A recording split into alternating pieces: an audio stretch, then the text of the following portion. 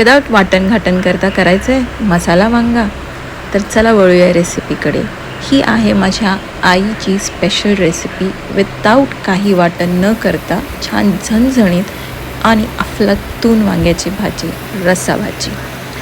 सर्वात अगोदर वांगी धुवून घेऊया.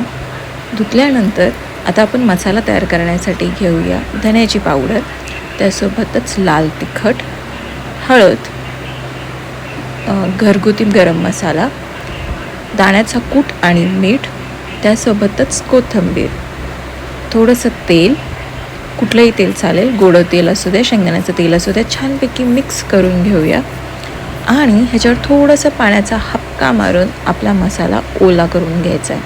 तर पाण्याचा हपका मारून हाताच्या साहाय्याने छानपैकी ओला करून घेऊया.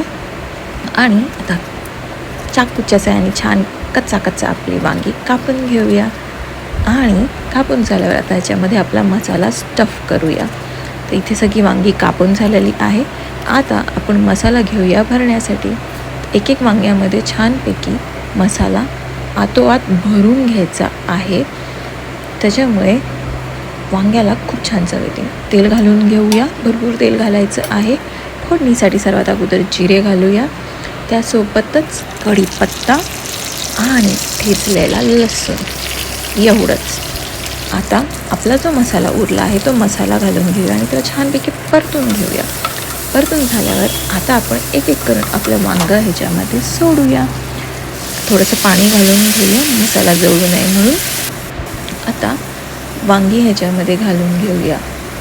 छानपैकी परतून घेऊया वांग्यांना आणि थोडंसं पाणी घालून आपल्या वांग्यांना शिजायला ठेवूया. ह्या पद्धतीने तयार आहे आपली गरमागरम मसाला वांगी. एकदम अफलातून लागते. नक्की करून पहा.